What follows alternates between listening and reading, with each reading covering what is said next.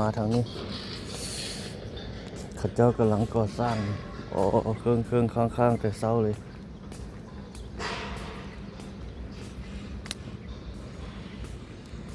ตึกกำลังเฮ็ดเนาะโอ้ตะเวนใกล้สิขึ้นแล้วจะน้อยขึ้นมาทางนี้นะท่าเบิ่งเนาะที่ทานท่าบ่ลองเบิ่งข้าบ่มีเวียกไปก่อนเจ้ากำลังเฮ็ด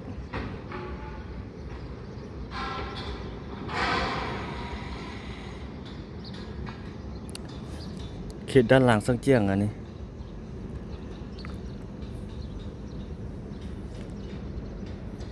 เบื้องนั้นเบื้องสนามบินสกลบัตไตเบื้องนะ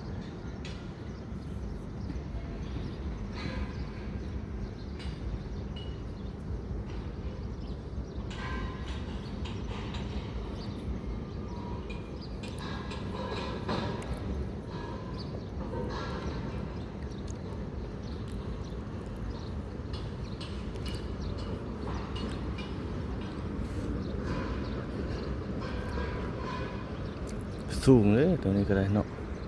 กำลังเฮ็ดอยู่โอ้ตะเวนนี่กำลังที่ขึ้นแล้วนี่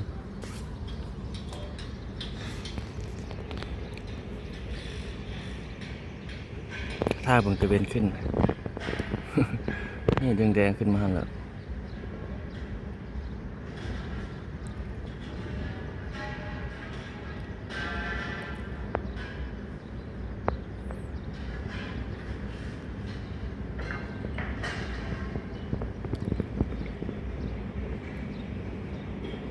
เฮาเบิ่งอยู่ในโทรศัพท์ก็ฮู้ว่าขึ้นจังโมงเนาะพระอาทิตย์จะขึ้น6:40ปลายนาทีนี่ใกล้ขึ้นมาแล้วเด้อทุกคนแม่บ่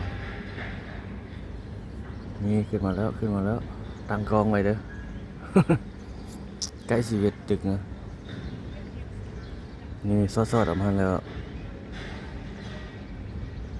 ไฟมันก็ขึ้นไวอยู่เลยบ่เดี๋ยวเฮาเบิ่งดนเบิ่งตอนสวยคือว่าดนนี่พ่นขึ้นมาสำนั้นล่ะเดี๋ยวเอาเสียงนี้ลงนี่มันจะเห็นแจ้งเดี๋ยวขึ้นมาสำนั้นล่ะสุดท้ายก็ขึ้นมาเต็มหน่วยเลย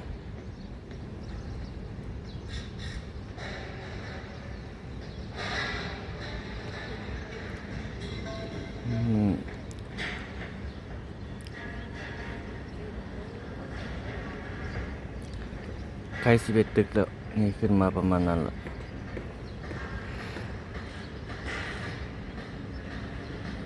ขึ้นมา7 ส่วนแล้ว8 ส่วนอะไรประมาณนี้โอ้มันก็ขึ้นไวเลยไกลสิอันนั้นนะที่นี่มันขึ้นมาสำนั้นแล้วแสงตัวนี้ลงยังเห็นแต่นั้นอันนี้ตอนเช้าด้วยทุกคนบ่เป็นตอนแลงไกล11 หน่วยแล้วขึ้นมาจะน้อยก็เวทตึกนั่นแหละ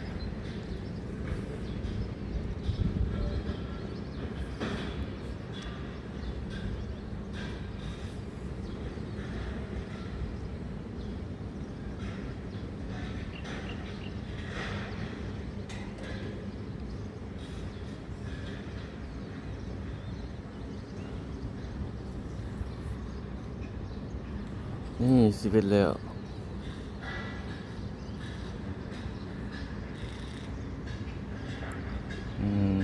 ใกล้11 ตึกนั่นแหละตะเวนขึ้นตอนเช้าเวียงจันทร์2026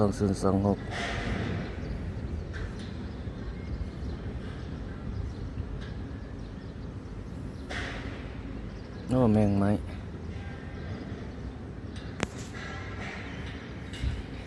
นี่เบ็ดแล้วตอนนี้ครับปรับเอาเสียงกองลงได้นี่จึงเห็นแจ้งแบบเห็นหน่วยตะเวน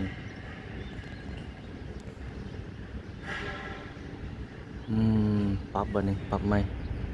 ทึบนี่ขึ้นมาประมาณนั้นแหละยามเช้าเวียงจันทร์บ้านเฮาตะเวนขึ้นแล้ว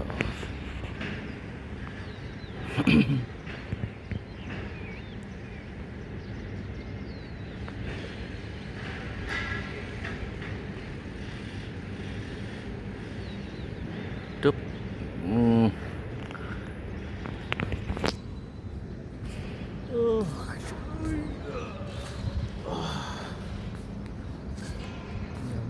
ยามเช้า